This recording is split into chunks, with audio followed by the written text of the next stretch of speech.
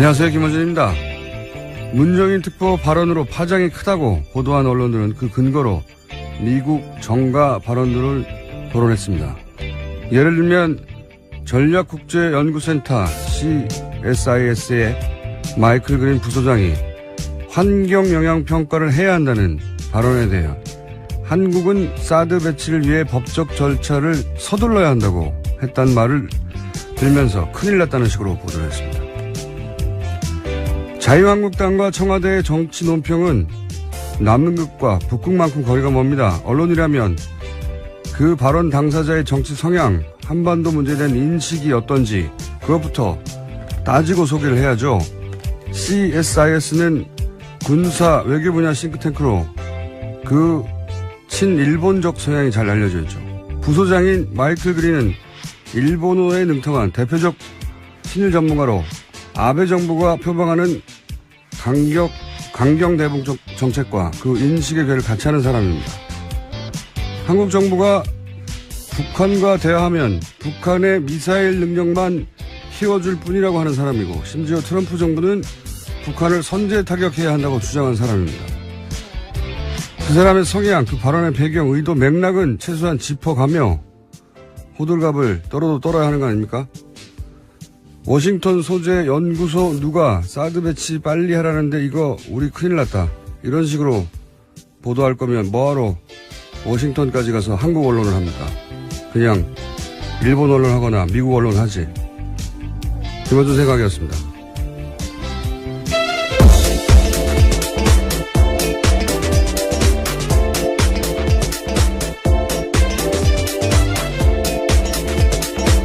시사인의 김은지입니다. 저는 이 문특보 발언 내용과는 별개로 워싱턴발 기사가 평소에 문제가 많다는 생각을 합니다. 네. 잠깐 전에 얘기했던 그 마이클 그린 같은 사람은 유명한 사람이거든요. 아주. CSIS라는 그 싱크탱크가 유명하기도 하지만 거기도 친일본 성향으로 여러 번 성향을 드러낸 적이 있고, 이 마이클 그린이라는 사람 아주 유명해요. 일본어도 능하고 2014년인가요? 위안부 문제 덮으려고 일본군이 위안부를 강제 동원했다고 인정하고 사죄했던 고노다마 있잖아요. 네네. 그 고노다마를 무력화시키는 조치들을 하죠, 아베 정부가. 그때 이 CSIS 여기서 그 포럼 같은 데서 한국이 일본을 잘 이해하지 못하는 것 같다고 일본 정부를 대신해서 한국을 훈계하던 그런 발언을 하던 곳이거든요, 여기가. 그리고 그 중에서도 제일 유명한 사람이 마이클 그린이에요. 네. 친일본적 발언을 하는 것으로. 이게 이제 일본 정부가 미국의 싱크탱크를 잘 관리해 왔기 때문이기도 하지만, 그러니까 우리 기자들 잘못은 아니죠. 이 성향을 그렇게 가졌다는 것이, 그 싱크탱크가. 그래도 그쪽 발 소식을 전할 때는 그 전후 배경을 얘기해 줘야 되는 거죠. 예를 들어 조갑재 씨가 문재인 정부 하는 거 보니까 대한민국 곧 망한다, 이렇게 발언을 했다고 치죠. 그러면 전문가들이 한국이 망한다고 생각해. 큰일 나. 이렇게 보다면 조갑재 씨의 이제 정치 성향이나 뭐 과거 발언이나 스탠스, 이걸 빼고 그렇게만 보도하면 이게 제대로 된 기사가 아니잖아요. 마찬가지예요. 트럼프 자충우도라는 즉흥적인 성격 때문에 걱정하는 전문가들 많거든요. 한쪽 극단 발언만 싣고 큰일 났다, 이런 식의 워싱턴 보도 발언 기사가 너무 많다. 네, 이거 한번 나중에 모아서 정리를 해볼까 합니다. 네. 문제가 많아요. 네. 네, 세계로 뻗어나가는 관심을. 자, 다음 뉴스는요? 네, 정유라 씨에 대한 두 번째 구속영장 기각됐습니다. 영장 기각 사유는 다음과 같은데요. 추가된 혐의를 포함한 범죄 사실의 내용, 피의자의 구체적 행위나 가담 정도, 그에 대한 소명 정도, 현재 피의자의 주거 상황 등을 종합하면 현 시점에서 구속의 사유와 필요성이 있음을 인정하기 어렵다라는 겁니다. 저는 왠지 기각될 것 같았어요. 왜냐하면 이 판사가 특검 마지막 영장이었죠. 이영선 행정관. 네, 권순호 부장판사죠. 그때도 기각됐고, 그리고 이분이 대표적으로 우병우 민정수석은 기각시키고 고영철 씨는 구속시킨 분이거든요. 납득하기 어렵습니다. 근데 이 거는 저희가 3부에 양재를 변호사하고 한번 따져보기로 했기 때문에, 어쨌든, 기각되지 않을까 싶었는데, 기각됐군요. 네. 그 기각이 되긴 했는데, 검찰이 이번에 영장 청구하면서 새로운 혐의를 많이 포함했잖아요. 그죠? 네, 구속영장에 쓴 내용들이 조금씩 알려지고 있습니다. 정유라 씨가 최순실 씨 전화로 박근혜 전 대통령과 여러 번 통화한 적이 있다라는 게 검찰이 적시한 내용인데요. 뿐만 아니라 최순실 씨 모녀 등이 삼성을 통해서 비덱 스포츠로부터 1년 동안 받은 급여가 2억 9천만 원 된다라는 겁니다. 그 뇌물을 공유했다는 얘기고, 돈 네. 얘기는. 또 하나는 여러 번 통화했다는 거는 원래 박근혜 전 대통령이 이제 초등학교 이후로 본 적도 없고. 그렇죠. 이름을 바꾼 것도 모르고, 이름도 몰랐다는 거죠, 바꾼 거를. 그리고 뭐, 교류도 없었다고 그렇게 주장해 왔는데, 통화하는 사이였다는 거죠. 그래서 참 이상하긴 해요. 왜 굳이 초등학교 이후에 못 봤다고 그럽니까? 예. 지인의 딸인데 그냥 통화했다고 해도 될 것을. 여하간 그렇지 않았다는 게 특검에서 한번 밝혀진 것이고. 게다가 또 추가 증거도 나왔습니다. 정유라 씨 마필 관리사였던 이모 씨의 휴대전화기 압수해서 검찰이 봤는데 그 안에 정유라 씨가 덴마크 구치소에 수감돼 있을 때 쓴 손으로 쓴 편지가 사진 파일 형태로 여러 개 있었다라는 건데요. 그 내용들이 최순실 씨 비서 안모 씨에게 전달됐다고 합니다. 자필 편지에 대해서는요.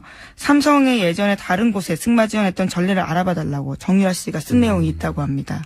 2억 멀리 서로 떨어져 있는 감옥에 각자, 그게 이제 구치소에 각자 들어가 있는 모녀가 의논을 했다는 거네요. 서로의 비서를 통해서 편지를 주고받았을 가능성이 큰 거죠. 가능성이 큰 게 아니라 그런 물증이 나온 거 아닙니까? 여하간 이렇게 직접 갔다라는 건 아직까지 나오진 않았는데. 그렇군요. 예. 해외 도피고 한국에 돌아올 생각이 없었고 그리고 뇌물을 같이 공유했고 박근혜 전 대통령과도 통하는 사이다. 이런 것들을 봉합했으나 약간 기각됐다. 네, 심지어 몰타국적 취득하려고 했었죠. 네. 자, 이 사안은 저희가 3부에서 한번 따져보겠습니다. 다음 뉴스는요? 네, 또 관련해서 안종범 전 수석의 수첩 이야기 전해드린 바가 있는데요. 거기에 이상화 씨 전화번호 있었다고 알려드렸습니다. 네. 그래서 검찰이 추가로 이상화 전 본부장 불러서 관련 내용들을 물어봤는데요. 삼성 쪽에서 독일 계좌로 송금해 올 때마다 최순실 씨 요청으로 그때그때 보고했다라는 진술을 했다고 합니다. 이분이 독일 돈 심부름을 한 사람 아니냐. 네, 금고지기로 지목되고 네, 있습니다. 금고지기. 돈 심부름이라보다는 금고지기가 적당한 표현이겠네요. 근데 이제 이분이 한 일이 삼성으로부터 최순실 씨에게 입금이 될 때마다 최순실 씨에게 지점장이었는데 지점장이 개인에게 알려줬다는 거죠. 휴먼 알람인 거죠. 휴먼 알람. 네, 그렇죠. 예, 휴먼 알람인 것이고 휴먼 문자 통보 온 거죠. 이런 얘기도 있었죠. 최순실 씨가 이야기하니까 바로 청와대에서 전화 와서 최순실 씨가 실세라는 걸 알았다. 그렇죠. 예. 이런 정황이 또 하나 나왔군요. 뭐, 앞으로 추가로 재판이 진행되면서 우리가 몰랐던 사실들이 많이 밝혀질 것 같아요. 네, 지금 재판 계속 진행되고 있습니다. 이재용 삼성전자 부회장 재판에서도 어제 새로운 주장들이 나왔는데요. 삼성 쪽에서는 말 소유권이 여전히 삼성그룹에 있고 삼성은 국가대표 승마단의 훈련을 지원하려 했던 것뿐이었다라는 식의 이야기를 한 겁니다. 개인적으로 가장 어제 나온 뉴스 중에 재밌는 뉴스입니다, 이게. 예. 삼성의 재밌는 반격이죠, 이게. 우리가 여러 번 저희 방송을 통해 소개한 말세탁.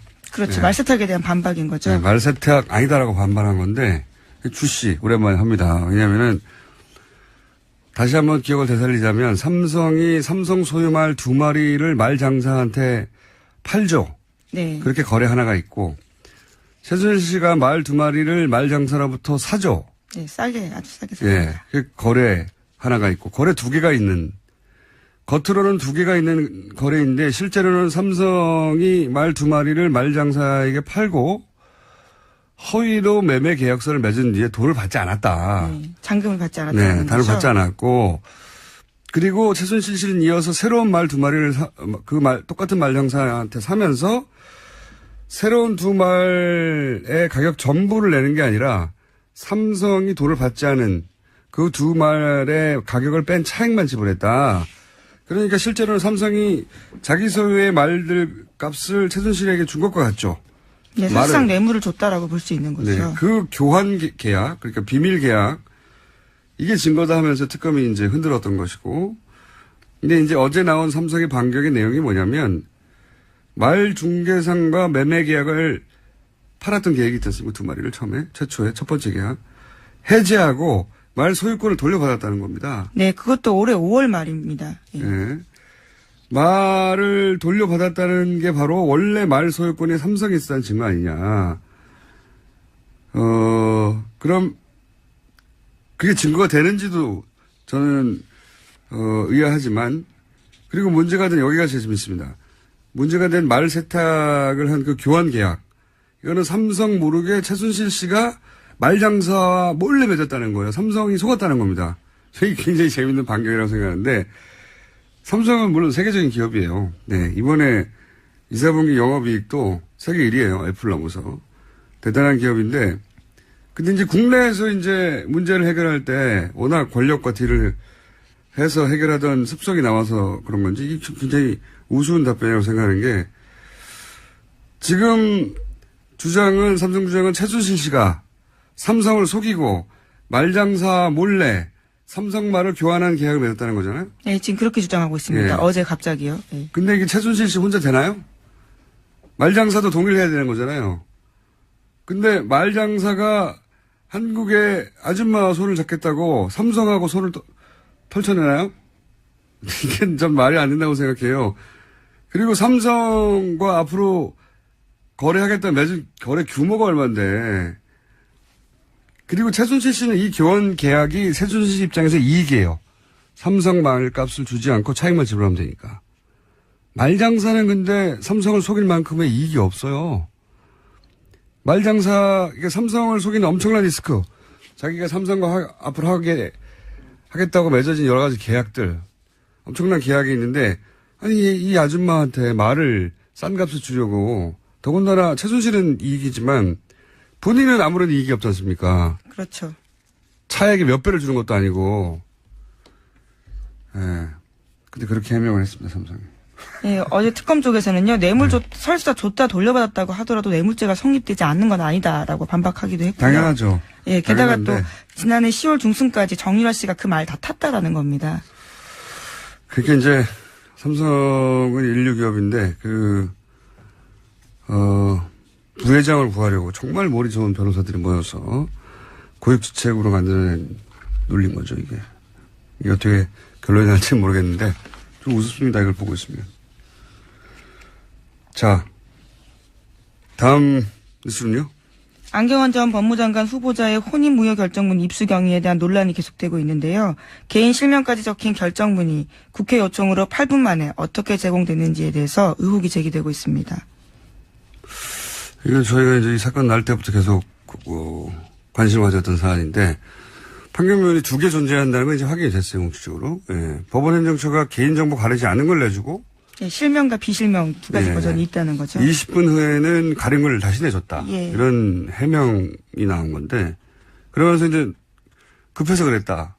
저는 뭐 전혀 납득이 안 갑니다. 왜냐면은 문서들 디지털할 때 이 비실명화 작업은 이미 되는 거거든요. 예. 설사 오래된 문서라고 해도, 그래서 비실명화 작업하지 않은 버전이 존재했다고 해도 20분 후에 바로 작업해서 보냈다는 거 아닙니까? 뭐하러 법을 어긋가고 하면서까지 20분, 겨우 20분 상관인데 2번을 보내요. 예, 납득이 안 가고 전혀. 그리고 이제 국회의원 요청을 하자. 이제 밝혀진 바로는 어제 주광덕 의원하고 권성덕 의원으로. 네, 그렇죠. 주광덕 의원 한 분인 줄 알았더니 2분이에요. 예, 2분이 각각 요청하자마자 6분, 8분 만에 자료를 보냈다는 거죠. 이게 결제 라인도 여러 번 거쳐야 되는 거거든요. 예, 통상 급하다 빨리 보내달라 그러면 다음날 정도에 보내주는데 6분 만에 보내줬다. 요청을 받고서야 결정했다고 보기 힘들다. 그러니까 이미 이야기가 된 후에 보낸 게 아니야 하는 이런 의문이 드는 대목이고, 이 두 의원을 모두 이제 언론사에 제공을 하지 않았다는 거잖아요, 이 파일을. 그렇죠? 네, 그렇게 주장하고 있습니다. 네. 그런데 그걸 떠나서 이제 이 파일이 법원에서 나온 지 겨우 2시간 남짓 지나고 나서 방송이 됐거든요. 근데 거기 보면 재연 방송도 있고, 어제 노회찬 의원도 저희 방송에 잠깐 얘기했지만 이 파일을 보면 받고 분석하고 전문가들 의견을 들어서 법적 문제를 피해가는 그런 고심이 있어요. 재연방송 만들고 그런 법적 자문 받고 방송을 하는 게 2시간 만에 불가능합니다. 어렵습니다, 굉장히.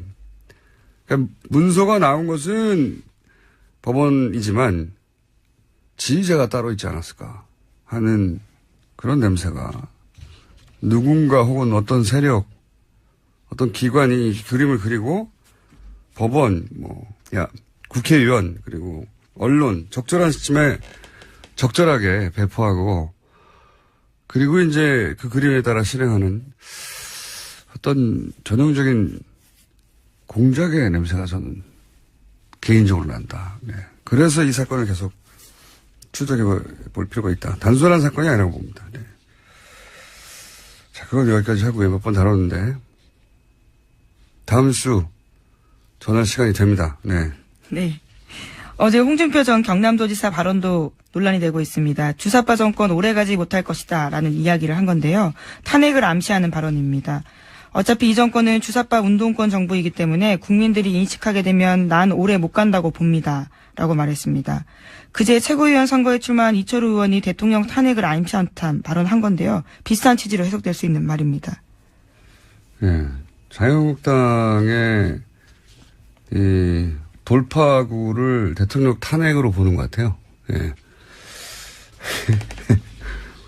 그만큼 절박하다는 인식도 있는 거겠죠. 예. 지금 문재인 정부를 탄핵 정도 해야 본인들이 다시 영어로는 이분이 된다. 예. 지금 한 달 남짓 지났는데 탄핵을 얘기하면 누가 봐도 정상은 아니죠. 보수 지지자들이라 하더라도. 어쨌든 그쪽이 그만큼 절박하다고 해석할 만한 멘트들입니다. 이철우 의원뿐만 아니라 이제 홍준표 전 지사도 이런 얘기를 했으니 여러 사람이 할 공산이 크네요. 계속해서. 지금 지도부 선거가 있기 때문에요. 계속해서 네. 관련된 발언이 나올 가능성은 큽니다. 왜냐하면 이분들이 지금 지도급 인사이기 때문에 자유한국당에 이런 인식을 하고 있고 이런 인식만 하는 게 아니라 공개적으로 발언을 하고 있고. 예. 자, 다음 순요. 원비어 씨 사망 소식을 접한 문재인 대통령은 안타까움을 표하면서 유족에게 조전을 보내 위로했습니다. 대통령 명의로 조전을 보내고 청와대가 공식 입장 낸 것은 이례적인데요. 한미 정상회담 앞두고 미국 내 여론을 감안한 대응으로 보입니다. 다만 청와대는 한미 정상회담 의대는 아니다라고 밝히고 있습니다. 당연히 의제는 아니죠. 북한이 한 일이니까. 예, 안타까운 일인데, 이 일로 이제 한미 회담의 주도권 잃지 않으려고 하는 액션이기도 한 거죠. 예, 조전을 보내는 것도. 외교의 일환이라고 봅니다. 자, 다음 뉴스는요? 네, 미국 소식입니다. 러시아 스캔들에 대한 질문이 따라다니자 백악관은 급기야 브리핑 취재 나가버렸습니다. 매일 오후 방송사들이 중계하던 정례 브리핑을 지난주부터 촬영하지 못하도록 한 건데요. 이에 CNN이 반발하면서 영상 녹화는 끄고 음성만 보내자 백악관은 오디오 중계마저 차단했습니다. 재밌습니다. 예. 전 세계에서 대통령의 육성으로 대국민 성명을 라디오로 중계한 첫 번째 나라가 미국이에요. 제가 알기로는. 시대를 엄청나게 지금 역행하고 있는 겁니다. 예. 대신 트위터로 한번 계속 소통하고 있습니다.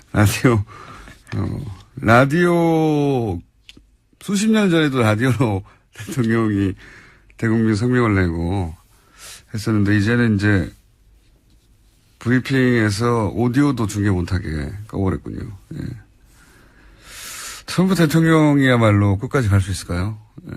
계속 얘기하지만 너무 이상한 일을 많이 하고, 물론 여기 트럼프 대통령이 하는 일을 잘한다고 박수친 사람도 미국에 있죠. 정반대로 이게 도대체 말이 되느냐고 하는 사람도 있고요. 예. 근데 그 중에서 북한에 관해서는 트럼프 대통령조차 김정은, 만나겠다고 하는데 선제 타격을 하라고 한 사람 말을 따서 문재인 특보를 공격하는 거예요. 너무 웃긴 거예요, 사실은. 근데 우리는 모르잖아요, 잘. 자, 그래서 제가 워싱턴 발 뉴스에 문제가 많다고 하는 거고요. 누굴까요? 이 문서 유출이라기보다는 그림의 설계자는 검찰일 수도 있고요. 법원일 수도 있고요. 당사자들이니까 국정원일 수도 있습니다. 오늘 여기까지 해야 될 것 같습니다. 지금까지 시사인의 김은지였습니다. 감사합니다. 문재인 정부는 인수위 없이 출범했죠. 대신 국정기획자문위원회를 운영해 왔습니다. 국정기획자문위원 위원장 더불어민주당 김진표 의원 전화 연결했습니다. 안녕하십니까 위원장님. 네, 안녕하세요. 네, 다른 사안보다 먼저 국정기획에서 인사제도 개선을 위한 태스크포스 꾸렸다고 하는데 인사청문회 문제로 지금 아주 여의도가 시끄럽지 않습니까? 우선 네. 현재 제도에 어떤 문제가 있다고 생각하십니까? 예, 지금까지 이제 운영되어 온 기준 중에서 병역면탈이라든가요, 부동산 투기, 세금 탈루, 이런 세 가지 부분에 대해서는 철저히 그 원칙을 지켜야 되고 철저히 그 잘못된 것을 가려내야 한다고 생각을 합니다. 네. 근데 이제 문제가 위장전입이라는 거요. 예. 이것이 2005년 장관들에 대한 청문회가 본격적으로 시작되기 전에는 우리 사회 대부분의 사람들이 별다른 죄의식이나 또 범법의식 없이 자녀들 교육을 위해서 또 뭐 여러 가지 직장 이전 등의 경우 그냥 통상 이 주소 불일치 행태를 보여왔거든요. 네. 그래서 이제 이 문제는 시점별로 좀 차등을 줘야지 옛날 행위 시에는 아무 의식 없이 했는데 이제 와서 다 그게 죄가 되고 잘못이 되는 것으로 받아들이니까 그 문제가 하나 있고요. 위장 전입 문제는요? 네, 그 다음에 이제 논문 표절 문제입니다. 이것은 2008년 교육부 가이드라인이 정비되기 전에는 우리나라 위원장님 지금 전화가 네네. 찍찍하는데 예. 네, 가까이 되겠습니다. 네네. 2008년에 교육부 가이드라인이 정비되기 전에는요, 네. 우리나라나 중국이나 이 동양삼국, 일본 이런 나라들이 논문에 대해서 서구 사회보다는 굉장히 관대했습니다. 네. 그런데 이제 이것도 2008년 이전과 이후는 좀 구별해야 되지 않느냐.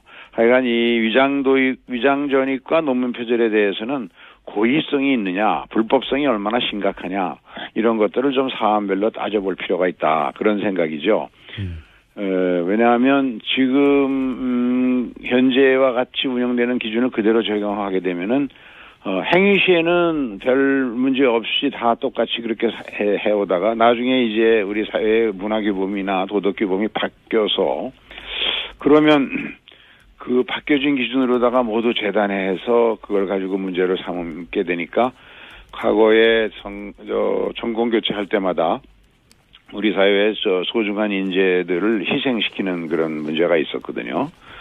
그래서 저는 이 사회라는 것이 존경받는 그런 원로 이런 네. 사람들이 있어야 되는데 지금과 같은 기준을 너무 엄격하게 적용하면 모든 언론에서 이제 도덕적으로 큰 잘못과 죄를 진 것으로 비판받게 되면 과연 좋은 인재들이 나라를 위해서 봉사한다, 나라를 위해서 일하겠다, 이래서 장관하겠다는 사람이 과연 얼마나 될까 하는 그런 걱정도 있으니까요. 무슨 말씀인지 알겠는데, 근데 민주당이 야당 시절에는 사실은 이런 문제 가지고 또 지금 자유한국당, 새누리당 전신인 인사들을 낙마시키기도 했지 않습니까?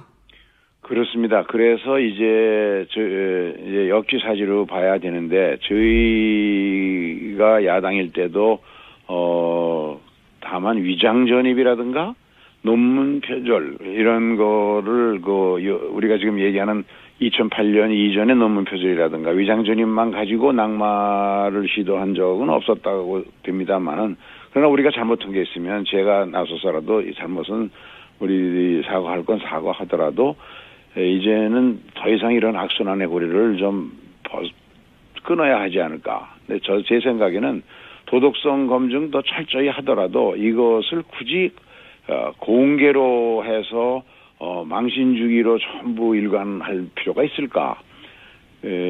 미국 같은 데는 도덕성 검증은 비공개로 하고요. 또 우리나라도 경기도의회가 이 도덕성 검증을 비공개로 해서 그 비공개 회의에서도 많은 낙마를 시키는 결과가 나오고 있거든요. 그런 점에서는 그것도 한번 제도 개선을 생각해 볼 때다 이런 생각입니다. 그러니까 이제 청문회의 내용을 도덕성 검증이냐 정책 검증이냐를 나눠서 도덕성 부분, 개인 신상 관련된 도덕성 부분은 비공개로 할 수도 있고. 네네. 그리고 지금 말씀하신 대로 이제 그 기준이 명확하지 않았던 시점 이전의 것들은 좀 달리 보자. 그렇죠. 그래서 얼마나 반복해서 여러 번에 걸친 행위가 있었나, 그리고 고의성이 있었나, 심각한 법규 위반이 있었나 이런 것들을 그 위장 전입과 논문 표절에 대해서는 그 시점을 기준으로 해서 과거에도 그렇게 적용을 해온 점이 있습니다만 좀 분명히 할 필요가 있다 하는 생각을 가지고. 그러면 이 태스크포스가 이 개선안을 언제쯤 마련해서 결국은 이건 법 개정으로 이어져야 되는 거 아닙니까? 언제쯤 마련되게 되는지부터 우선 궁금합니다. 저희 생각은 이제 저희 국정기획자문위원회가 7월 5일까지 끝나는 걸 목표로 지금 하고 있습니다. 그래서 그때까지는 다 결론을 내려고 하는데 이것은 국회 인사청문회에 관한 규정이나 법을 고쳐서 반영할 수도 있겠죠. 그런데 우선 이렇게 만들어지면 정부에서 새로운 그 기준에 따라서 앞으로 모든 인사의 검증을 새 제도로 하지 않을까 하는 생각입니다. 제도화하려면 결국 그 청문회 관련 법안을 수정해야 되는데 이게 야당과 합의가 될까요? 뭐 야당에서도 과거 정권을 운영해 본 경험 때문에 많은 사람들이 총리나 장관 인사에서 낙마되고 희생되는 그런 것들이 더 반복돼서 안 된다는 의견을 개인적으로 피력하는 사람들은 많이 있습니다. 그래서 국회 운영위원회의 관련 규정을 고치든가 국회법의 규정을 고치면은 어느 정도 합리적으로 이게 인사청문회라는 게 결국은 국민의 눈높이에 맞추어서 기준을 만들어야 되는데 우리 사회가 통상 그렇듯이 대부분의 국민들이 눈높이에서 보면 지키지 않았던 것을 높이 요구해서 이제 낙마시킬 때 그것이 여러 가지 부작용이 생기니까요. 현실에 맞추어서 국민의 눈높이에 맞추어서 조정할 필요가 있다. 다만 이제 병역면탈, 부동산 투기, 세금 탈루 이와 같은 것은 더 엄격히 적용해야 되겠죠. 알겠습니다. 이건 태스크포스가 새로운 안을 내놓을 때쯤 다시 한번 연결해서 의논하기로 하고요. 말씀 듣기로 하고. 추경 문제는 어떻게 됩니까? 야당에서는 국회 일정을 전면 사실상 거부하고 있는데. 이 추경 문제는 대통령이 당선된 뒤에 갑자기 만들어낸 게 아니고 우리나라의 경제사회의 모든 문제가 일자리 부족에 기초하고 있고 좋은 일자리를 많이 만들어내는 일자리 대통령이 되겠다. 그런 위한 방법으로 취임하면 바로 일자리 추경을 내놓겠다고 선거 과정에서 여러 차례 국민에게 약속하고 그래서 대통령이 당선되고 첫 번째로 이 이제 추경안을 내놓은 거 아니겠습니까? 지금 그 청년 체감 실업률이 24% 통계청 발표가요. 그리고 현대경제연구원이 발표한 그 구직 포기자까지 포함하면 34%. 10명 청년 중에 서너 명이 아무리 이제 N퍼 세대라고 하지 않습니까? 청년들이. 그 N퍼 세대라는 게 왜 모든 걸 다 포기할까? 결혼도 연애도 출산도. 이건 결국 좋은 일자리, 원하는 일자리 하나 얻기 위해서 모든 걸 포기하는데 아무리 노력해도 자기 혼자 힘으로는 일자리를 가질 수 없으니까 헬조선 소리가 나오는 거 아니겠습니까? 이게 청년들의 신음소리인데 아마 정치권, 특히 야당도 국민들의 이와 같은 목소리는 외면하지 않으리라고 봅니다. 막상 우리 추경안은 이번에 무슨 SOC 사업이라든가 또 선심성 사업 이런 거가 일체 없고 또 국가 부채도 하나도 안 늘리고 추가로 더 거칠 세수를 토대로 해서 11조 2천억 모두를 일자리 창출과 연결해서만 편성된 예산이거든요. 그런 점에서 그 청년들의 또 여성들의 노인들의 그 일자리에 대한 갈망을 야당도 외면하지 않으리라고 보고요. 심사가 들어가면 또 좀 태도가 바뀌지 않을까 이런 생각입니다. 알겠습니다. 지금은 오늘은 시간이 짧아서 계획만 듣는데요. 그러니까 인사 검증 기준을 좀 개선하겠다. 타스크포스를 만들어서. 근데 이 문제에 사람들이 국민들이 아주 관심이 많기 때문에 안이 나오면 그때 다시 연결하기로 하고 예. 한 가지만 더 네네. 여쭤보겠습니다. 각 부처들에서 보고를 받으셨을 텐데 네네. 이런 말씀하셨습니다. 부처들이 대통령 공약을 베끼고 표지만 바꿔서 가져왔더라. 이게 어떤 어떤 이야기입니까? 초기에 이제 그 업무 보고나 이런 걸 보고안을 서면 검토를 해보니까 이게 사실은 뭐 어쩔 수 없는 현상이었죠. 보수 정권 9년 동안 이제 공무원들이 아무래도 보수 정권이다 보니까 기득권 계층의 이익을 지켜주는 걸 전제로 하고 모든 정책이나 계획을 수립해 하는 게 관행화됐었죠.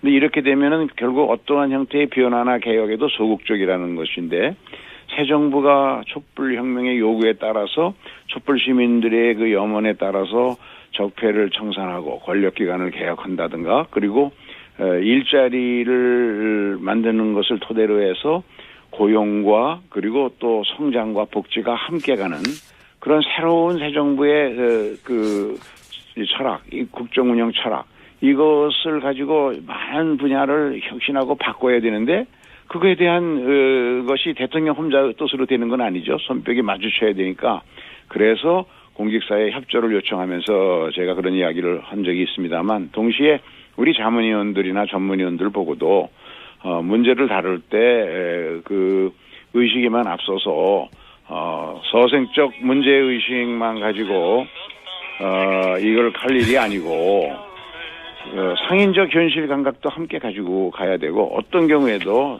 완장찬 정명군 행세는 해서는 안 된다라는 우리 스스로의 다짐도 또 함께 얘기했습니다. 그러나 그동안 이제 부처별로 한 서너 차례에 걸친 그런 그 업무 보고 또 과제별 토론회 이런 걸 통해서 지금은 적어도 그 정무직 공직자들, 국장급 이상들, 고위직들은 새로운 정부의 그 국정 철학에 관한 이해가 많이 확산된 것 같습니다. 앞으로 이제 정책 실행 계획을 만들고 이걸 집행하는 과정에서 국민 한 분 한 분이 정부가 바뀌니까 정말 일하는 스타일이 바뀌었구나. 공무원들이 일하는 자세가 달라졌네 하는 걸 느낄 수 있도록 일선 현장까지 새 정부의 국정 철학이나 국정 이 정책들이 전파되고 확산되도록 해야 하는 일이 우리 새 정부의 임무이고 또 우리 국정기획자문위원회가 의도하는 것도 바로 그런 것이다라고 말씀드립니다. 알겠습니다. 방송 문제 그리고 뭐 통신비 문제 제가 여쭤볼 게 많은데 아직 활동이 끝난 게 아니기 때문에 네. 오늘은 인사만 나눈 걸로 하고요. 네네. 저희가 7월 5일 날 활동이 끝나면 그때 스튜디오에 한번 모시겠습니다. 오늘 말씀 감사합니다. 네, 감사합니다. 네, 지금까지 더불어민주당 김진표 의원 국정기획자문위원회 위원장이었습니다.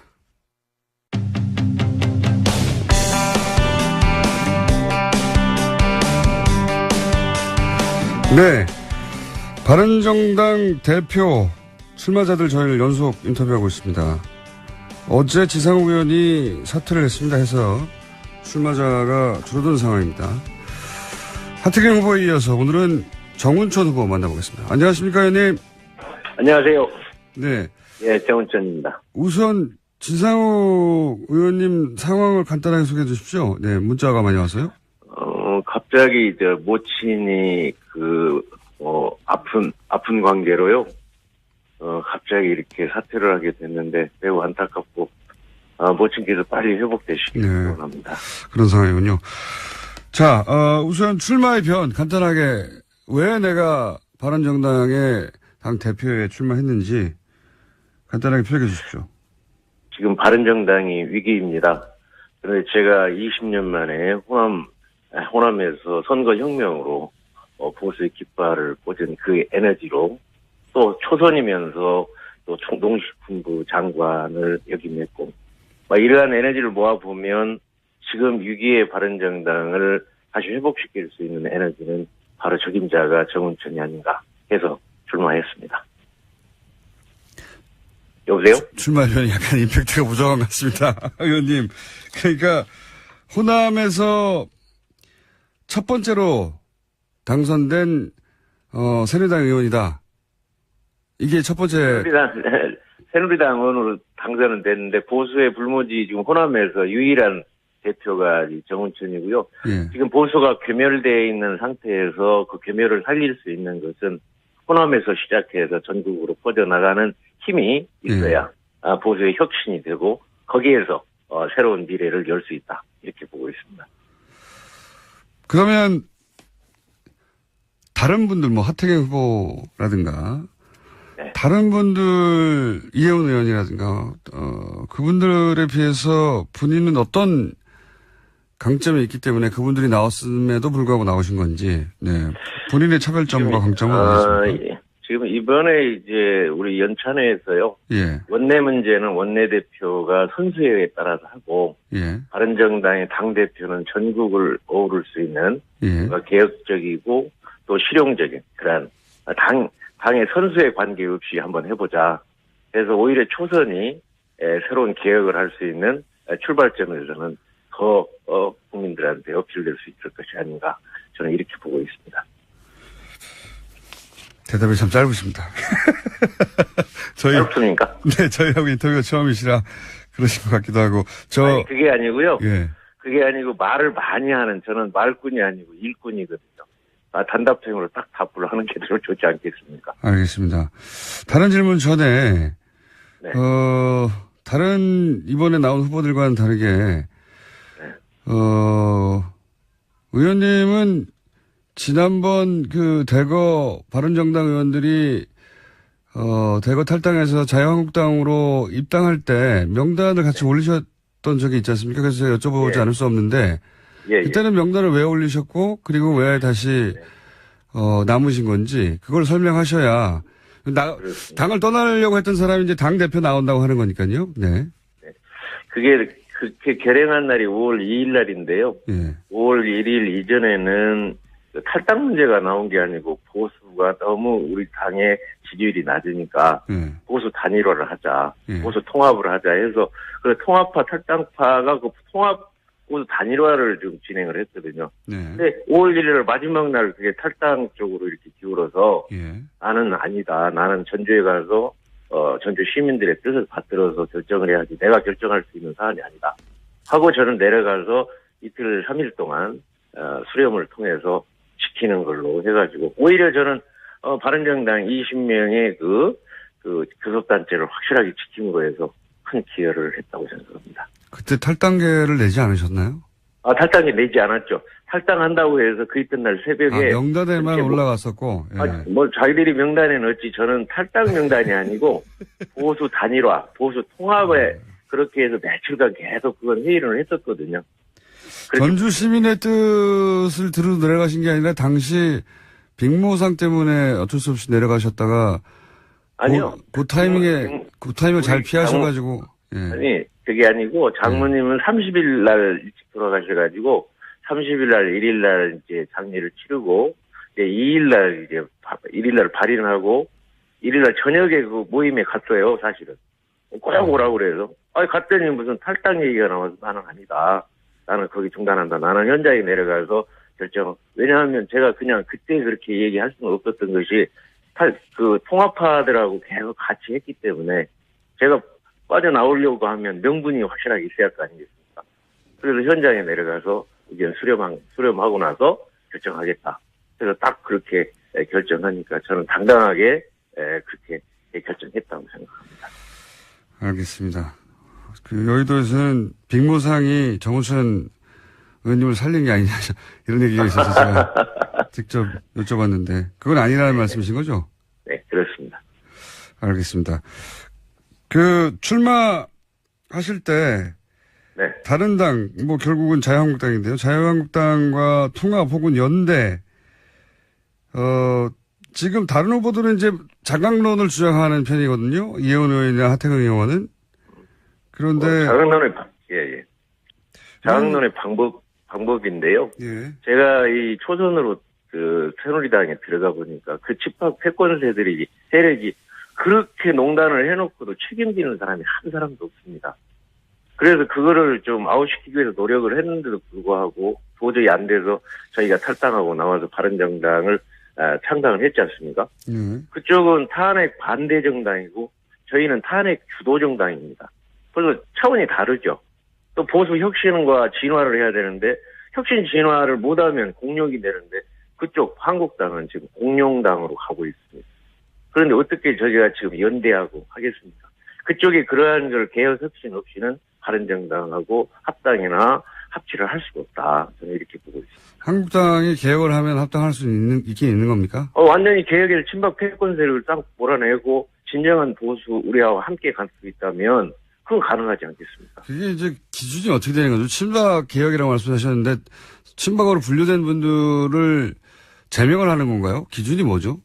그러니까 친박 팔적이 아예 탈당해서 나가면 좋겠지만 못 나간다 할지라도 예. 국민들이 볼 때 이 친박 패권 세력이 이제 완전히 재거종군하고 잠잠하고 있구나 하는 정도가 이제 국민들의 뜻이 나오지 않겠습니까? 그렇다고 하면 이제 주도 세력이 개혁 보수를 할 수 있는 세력으로 나온다고 하면 이제 그때부터 연대할 수가 있는 것이죠. 한국당이 주도 개혁 세력이 당을 이끈다는 건 누가 당대표가 된다는 걸 의미하는 거죠? 지금 현재로는 아마 홍준표 대표가 예. 나와야 그래도 친박 패권 세력들을 좀 이렇게 정리할 수 있다는 생각을 하는데 예. 그분도 계속 말을 바꾸고 있으니까 좀 답답한 심정입니다. 근데 홍준표 전 지사가 당대표가 되면 그러면 자유한국당은 개혁이 됐다고 보고 연대 아니요, 대상에 천만에요. 아닙니까? 그게 아니고요. 예. 홍준표 대표가 강성이기 때문에 예. 대표가 돼서 그러한 친박 패권 세력들을 일단 정리할 수 있는 하고 나면 다음에 이제 이렇게 연대하고 그다음에 서로 이제 진행할 수가 있는 거죠. 그러니까 홍준표 전 지사가 대표가 되면 자유한국당과 바른정당이 연대할 가능성이 높아지는 거네요? 어떻게 하느냐에 달려있죠. 지금 계속 그렇게 말 바꾸기를 하고, 또 친박 패권 세력을 처음에는 아웃시킨다 했다가, 그 다음에는 안고 가야 된다. 지게장도 같이 가야 된다. 이렇게 왔다 갔다 하지 않습니까? 그러니까 그거를 좀 확실하게 정리해서 신뢰가 가야 뭔가 서로 연대할 수 있지 않습니까? 그러니까 친박이라고 불리는 세력만 확실히 정리하면, 그 다음에는 그리고 그 적임자는 홍준표 전 지사고, 그렇게 홍준표 전 지사가 그걸 정리하기만 한다면 연대 대상이 될 수도 있다. 제가 말씀드리는 것은요. 예. 정말 국민들의 뜻, 국민들의 의지를 우리가 받드는 정당이 되어야 되는데 지금까지 보수 진보의 프레임 속에서 자기들의 이익만을 추구하는 패권 세력으로 갔어요.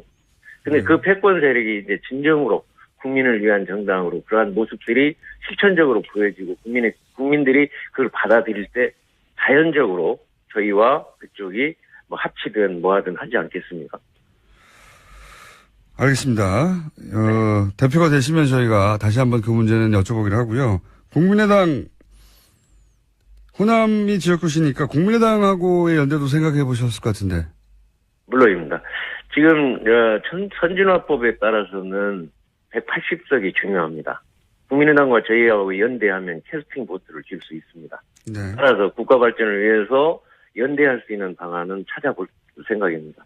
사안에 따라서 연대해가지고 국가를 위해서 국민을 위해서 좋은 일을 할 수 있는 거를 효과가 난다고 하면 그게 진행이 돼서 더 신뢰가 확대될 거고 그러면 이제 그 다음 단계가 더 진행될 수 있겠죠. 알겠습니다. 혹시 이제 연대를 넘어선 통합도 가능합니까? 물론 말씀하신 대로 개혁이 전제돼야 되겠지만 자유한국당과의 통합 혹은 국민의당의 당대당 통합 혹은 일부 그 세력과의 합당 이런 거 가능합니까? 그런 구상도 있어요? 이건 다르게 한번 접근해 보죠. 지금 프랑스의 마크롱이 예. 진보 좌우파를 뛰어넘어서 중도 실용 정당으로 선거 혁명을 일으켜서 기적을 일으키고 있지 않습니까? 예. 우리나라도 이제 진보 보수 프레임에서 벗어나서 실용 민생 정당을 새로 탄생시킬 수 있는 때가 저는 왔다고 봅니다. 그래서 오히려 연대하는 것은 그 목적이 실용과 민생 또 국민을 위한 것이라면 야당이든 여당이든 다시 말하면 한국당이든 민주당이든 또는 국민당이든 연대하자 이거죠. 그래서 국민을 위해서 가는 것이 바로 저는 보수 혁신을 통한 민생이고 또 이렇게 실용 정당이다. 그러한 걸 취지로 해서 앞으로 방향을 잡고 나갈 그런 생각입니다. 그 말씀은 잘 알았습니다만은 제 말은 나아가서 통합도 가능하냐, 당대당. 조건에 통합은 그게 신뢰가 다 쌓여서 마지막 단계의 통합이지 지금 통합이라고 전제할. 네, 어쨌든 그런 신뢰를 쌓아가다 보면 통합도 가능할 수도 있다. 그렇죠. 완전히 신뢰가 합치된다면 이제 신뢰가 좀 쌓여져서 모두가 공감된다면 하는 조건이 붙어야죠. 그 대상으로 자유한국당 그리고 국민의당 둘 다 처음에는 연대 나아가서 신뢰가 쌓이면 통합도 가능한 대상으로 볼 수 있다. 네, 그렇습니다. 알겠습니다. 오늘 말씀 여기까지 듣고요. 경선 네. 잘 치르시고 당대표가 되시면 저희 스튜디오에 한번 출연 부탁드립니다. 감사합니다. 네, 감사합니다. 네. 지금까지 바른정당 당대표 경선에 출마한 정운천 의원이었습니다. 다른 후보들도 만나보겠습니다. 3부에서 뵙겠습니다. 그러니까 실제로는 삼성이 자기 소유의 말들 값을 최순실에게 준 것과 같죠. 네, 사실상 뇌물을 줬다라고 볼 수 있는 거죠. 네, 그 교환 계약, 그러니까 비밀 계약, 이게 증거다 하면서 특검이 이제 흔들었던 것이고, 근데 이제 어제 나온 삼성의 반격의 내용이 뭐냐면, 말 중개상과 매매 계약을 팔았던 계획이 있지 않습니까? 두 마리를 최초에 첫 번째 계약. 해제하고 말 소유권을 돌려받았다는 겁니다. 네, 그것도 올해 5월 말입니다. 예. 네. 말을 돌려받았다는 게 바로 원래 말 소유권이 삼성에 있었다는 증거 아니냐. 그럼 그게 증거가 되는지도 저는 의아하지만, 그리고 문제가 된 여기가 제일 재밌습니다. 문제가 된 말 세탁을 한 그 교환 계약. 이거는 삼성 모르게 최순실 씨가 말 장사와 몰래 맺었다는 거예요. 삼성이 속았다는 겁니다. 저희 굉장히 재밌는 반격이라고 생각하는데, 삼성은 물론 세계적인 기업이에요. 네, 이번에 이사분기 영업이익도 세계 1위예요. 애플 넘어서. 대단한 기업인데, 근데 이제 국내에서 이제 문제를 해결할 때 워낙 권력과 딜을 해서 해결하던 습성이 나와서 그런 건지 이게 굉장히 우스운 답변이라고 생각하는 게, 지금 삼성 주장은 최순실 씨가 삼성을 속이고 말장사 몰래 삼성 말을 교환한 계약을 맺었다는 거잖아요. 네, 지금 그렇게 주장하고 있습니다. 예. 어제 갑자기요. 네. 근데 이게 최순실 씨 혼자 되나요? 말장사도 동의를 해야 되는 거잖아요. 근데 말장사가 한국의 아줌마 손을 잡겠다고 삼성하고 손을 펼쳐내나요? 이게 좀 말이 안 된다고 생각해요. 그리고 삼성과 앞으로 거래하겠다는 맺은 거래 규모가 얼마인데, 그리고 최순실 씨는 이 교환 계약이 최순실 씨 입장에서 이익이에요. 삼성 말값을 주지 않고 차익만 지불하면 되니까. 말장사는 근데 삼성을 속일 만큼의 이익이 없어요. 말장사, 그러니까 삼성을 속이는 엄청난 리스크. 자기가 삼성과 앞으로 하겠다고 맺어진 여러 가지 계약들. 엄청난 계약이 있는데, 아니, 이 아줌마한테 말을 싼 값을 주려고, 더군다나 최순실은 이익이지만 본인은 아무런 이익이 없지 않습니까? 그렇죠. 차액의 몇 배를 주는 것도 아니고. 예. 근데 그렇게 해명을 했습니다, 삼성이. 네, 어제 특검 쪽에서는요, 설사 줬다 돌려받았다고 하더라도 뇌물죄가 성립되지 않는 건 아니다라고 반박하기도 했고요. 당연하죠. 예, 게다가 당연한데. 또 지난해 10월 중순까지 정유라 씨가 그 말 다 탔다라는 겁니다. 그게 이제 삼성은 인류 기업인데 부회장을 구하려고 정말 머리 좋은 변호사들이 모여서 고육지책으로 만들어낸 놀린 거죠, 이게. 이게 어떻게 결론이 날지 모르겠는데 좀 우습습니다, 이걸 보고 있으면. 자, 다음 뉴스는요? 안경원 전 법무장관 후보자의 혼인무효 결정문 입수 경위에 대한 논란이 계속되고 있는데요. 개인 실명까지 적힌 결정문이 국회 요청으로 8분 만에 어떻게 제공됐는지에 대해서 의혹이 제기되고 있습니다. 이건 저희가 이제 이 사건 날 때부터 계속 관심을 가졌던 사안인데, 판결문이 2개 존재한다는 건 이제 확인이 됐어요, 공식적으로. 예. 법원행정처가 개인정보 가리지 않은 걸 내주고, 예, 실명과 비실명 두 가지 예. 버전이 있다는 거죠. 20분 후에는 가린 걸 다시 내줬다. 예. 이런 해명이 나온 건데, 그러면서 이제 급해서 그랬다. 저는 뭐 전혀 납득이 안 갑니다. 왜냐면은 문서들 디지털할 때 이 비실명화 작업은 이미 되는 거거든요. 예. 설사 오래된 문서라고 해도, 그래서 비실명화 작업하지 않은 버전이 존재했다고 해도 20분 후에 바로 작업해서 보냈다는 거 아닙니까? 뭐하러 법을 어겨가면서까지 20분, 겨우 20분 상관인데 2번을 보내요. 납득이 안 가고 전혀. 그리고 이제 국회의원 요청을 하자.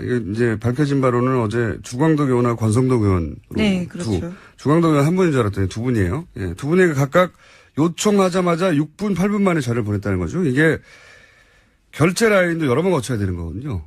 예, 통상 급하다 빨리 보내달라 그러면 다음날 정도에 보내주는데 6분 만에 보내줬다. 요청을 받고서야 결정했다고 보기 힘들다. 그러니까 이미 이야기가 된 후에 보낸 게 아니야 하는 이런 의문이 드는 대목이고. 이 두 의원을 모두 이제 언론사에 제공을 하지 않았다는 거잖아요, 이 파일을. 그렇죠? 네, 그렇게 주장하고 있습니다. 네. 그런데 그걸 떠나서 이제 이 파일이 법원에서 나온 지 겨우 2시간 남짓 지나고 나서 방송이 됐거든요. 근데 거기 보면 재연 방송도 있고 어제 노회찬 의원도 저희 방송에 잠깐 얘기했지만 이 파일을 보면 받고 분석하고 전문가들 의견을 들어서 법적 문제를 피해가는 그런 고심이 있어요. 재연 방송 만들고 그런 법적 자문 받고 방송을 하는 게 2시간 만에 불가능합니다. 어렵습니다, 굉장히. 그러니까 문서가 나온 것은 법원이지만 지휘자가 따로 있지 않았을까 하는 그런 냄새가 누군가 혹은 어떤 세력, 어떤 기관이 그림을 그리고 법원, 국회의원, 그리고 언론, 적절한 시점에 적절하게 배포하고 그리고 이제 그 그림에 따라 실행하는 어떤 전형적인 공작의 냄새가 저는 개인적으로 난다. 네. 그래서 이 사건을 계속 추적해 볼 필요가 있다. 단순한 사건이 아니라고 봅니다. 네. 자, 그건 여기까지 하고요. 몇 번 다뤘는데. 다음 주 전할 시간이 됩니다. 네. 네. 어제 홍준표 전 경남도지사 발언도 논란이 되고 있습니다. 주사파 정권 오래가지 못할 것이다 라는 이야기를 한 건데요. 탄핵을 암시하는 발언입니다.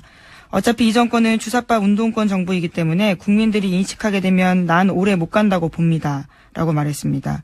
그제 최고위원 선거에 출마한 이철우 의원이 대통령 탄핵을 암시한 듯한 발언한 건데요. 비슷한 취지로 해석될 수 있는 말입니다. 그러니까 우리 기자들 잘못은 아니죠. 이 성향을 그렇게 가졌다는 것이 그 싱크탱크가. 그래도 그쪽 발 소식을 전할 때는 그 전후 배경을 얘기해 줘야 되는 거죠. 예를 들어 조갑재 씨가 문재인 정부 하는 거 보니까 대한민국 곧 망한다. 이렇게 발언을 했다고 치죠. 그러면 전문가들이 한국이 망한다고 생각해. 큰일 나.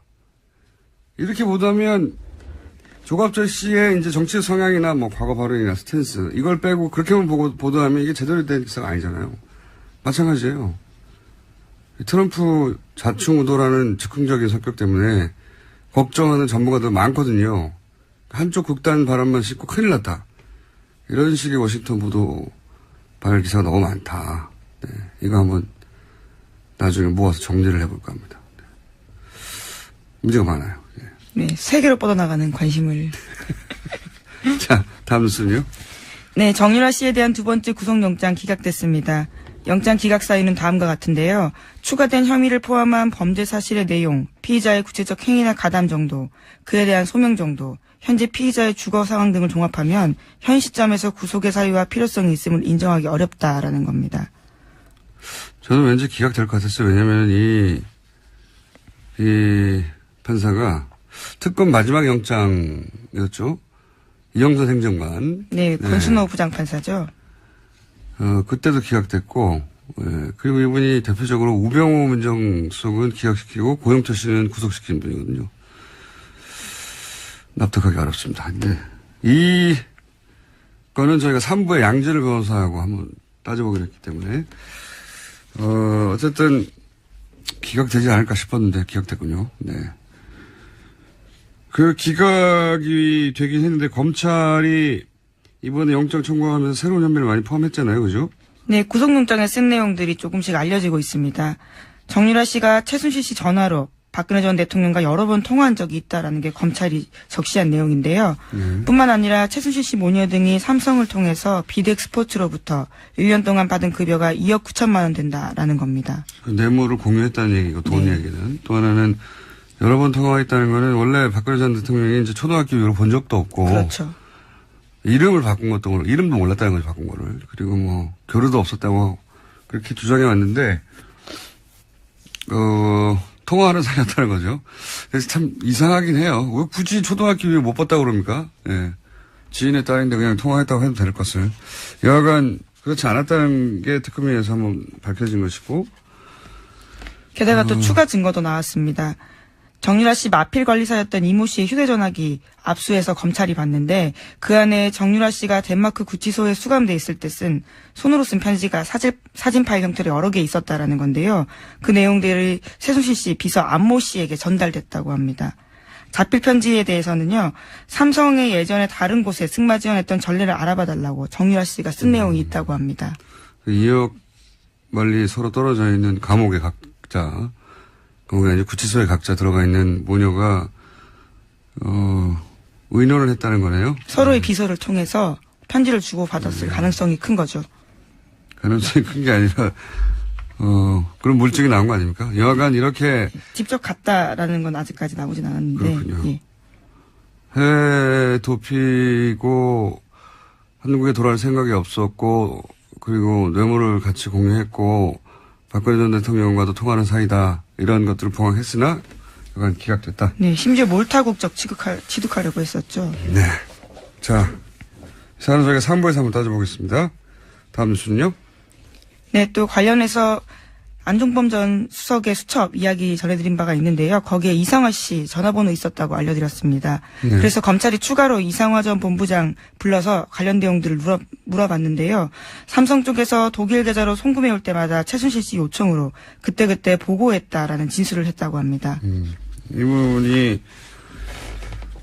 독일 돈 심부름을 한 사람 아니냐. 네, 금고지기로 지목되고 있습니다. 금고지기. 돈 심부름이라보다는 금고지기가 적당한 표현이겠네요. 근데 이제 이분이 한 일이 삼성으로부터 최순실 씨에게 입금이 될 때마다 최순실 씨에게 지점장이었는데 지점장이 개인에게 알려줬다는 거죠. 휴먼 알람인 거죠. 휴먼 알람. 네, 그렇죠. 예, 휴먼 알람인 것이고 휴먼 문자 통보 온 거죠. 이런 얘기도 있었죠. 최순실 씨가 이야기하니까 바로 청와대에서 전화 와서 최순실 씨가 실세라는 걸 알았다. 그렇죠. 예. 이런 정황이 또 하나 나왔군요. 뭐, 앞으로 추가로 재판이 진행되면서 우리가 몰랐던 사실들이 많이 밝혀질 것 같아요.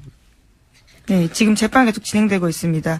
이재용 삼성전자 부회장 재판에서도 어제 새로운 주장들이 나왔는데요. 삼성 쪽에서는 말 소유권이 여전히 삼성그룹에 있고 삼성은 국가대표 승마단의 훈련을 지원하려 했던 것뿐이었다라는 식의 이야기를 한 겁니다. 개인적으로 가장 어제 나온 뉴스 중에 재밌는 뉴스입니다, 이게. 예. 삼성의 재밌는 반격이죠, 이게. 우리가 여러 번 저희 방송을 통해 소개한 말세탁. 그렇죠. 예. 말세탁에 대한 반박인 거죠. 네, 말세탁 아니다라고 반발한 건데, 주씨, 오랜만에 합니다. 왜냐면은, 다시 한번 기억을 되살리자면, 삼성이 삼성 소유 말 2마리를 말장사한테 팔죠. 네. 그렇게 거래 하나가 있고, 최순실 씨가 말 2마리를 말장사로부터 사죠. 네, 싸게, 아주 싸게 예. 삽니다. 그 거래 하나가 있고, 거래 2개가 있는, 겉으로는 2개가 있는 거래인데, 실제로는 삼성이 말 2마리를 말장사에게 팔고, 허위로 매매 계약서를 맺은 뒤에 돈을 받지 않았다. 네, 잔금을 받지 않았다는 네, 거죠. 단을 받지 않았고, 그리고 최순실 씨는 이어서 새로운 말 2마리를 똑같은 말장사한테 사면서, 새로운 2말의 가격 전부를 내는 게 아니라, 삼성이 돈을 받지 않은 그 2말의 가격을 뺀 차액만 지불했다. 안녕하세요, 김원준입니다. 문정인 특보 발언으로 파장이 크다고 보도한 언론들은 그 근거로 미국 정가 발언들을 거론했습니다. 예를 들면 전략국제연구센터 CSIS의 마이클 그린 부소장이 환경영향평가를 해야 한다는 발언에 대해 한국은 사드 배치를 위해 법적 절차를 서둘러야 한다고 했단 말을 들면서 큰일 났다는 식으로 보도를 했습니다. 자유한국당과 청와대의 정치 논평은 남극과 북극만큼 거리가 멉니다. 언론이라면 그 발언 당사자의 정치 성향, 한반도 문제에 대한 인식이 어떤지 그것부터 따지고 소개를 해야죠. CSIS는 군사 외교 분야 싱크탱크로 그 친일본적 성향이 잘 알려져 있죠. 부소장인 마이클 그린은 일본어에 능통한 대표적 친일 전문가로 아베 정부가 표방하는 강경 대북 정책과 그 인식의 궤를 같이 하는 사람입니다. 한국 정부가 북한과 대화하면 북한의 미사일 능력만 키워줄 뿐이라고 하는 사람이고, 심지어 트럼프 정부는 북한을 선제 타격해야 한다고 주장한 사람입니다. 그 사람의 성향, 그 발언의 배경, 의도, 맥락은 최소한 짚어가며 호들갑을 떨어야 하는 거 아닙니까? 워싱턴 소재 연구소 누가 사드 배치 빨리 하라는데 이거 우리 큰일 났다, 이런 식으로 보도할 거면 뭐하러 워싱턴까지 가서 한국 언론을 합니까? 그냥 일본 언론 하거나 미국 언론 하지. 김어준 생각이었습니다.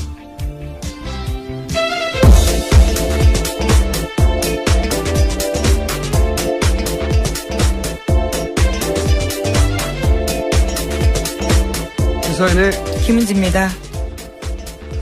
저는 이 문특보 발언 내용과는 별개로 이 워싱턴발 기사가 평소에 문제가 많다는 생각 합니다. 네. 잠깐 전에 얘기했던 그 마이클 그린 같은 사람, 유명한 사람이거든요. 아주. CSIS라는 그 싱크탱크가 유명하기도 하지만, 거기도 친일본 성향으로 여러 번 성향을 드러낸 적이 있고, 이 마이클 그린이라는 사람 아주 유명해요. 일본어도 능하고, 2014년인가요? 위안부 문제 덮으려고, 일본군이 위안부를 강제 동원했다고 인정하고 사죄했던 고노다마 있잖아요. 네네. 그 고노다마를 무력화시키는 조치들을 하죠, 아베 정부가. 그때 이 CSIS 여기서 그 포럼 같은 데서 한국이 일본을 잘 이해하지 못하는 것 같다고 일본 정부를 대신해서 한국을 훈계하던 그런 발언을 하던 곳이거든요, 여기가. 그리고 그 중에서도 제일 유명한 사람이 마이클 그린이에요. 네. 친일본적 발언을 하는 것으로. 이게 이제 일본 정부가 미국의 싱크탱크를 잘 관리해 왔기 때문이기도 하지만,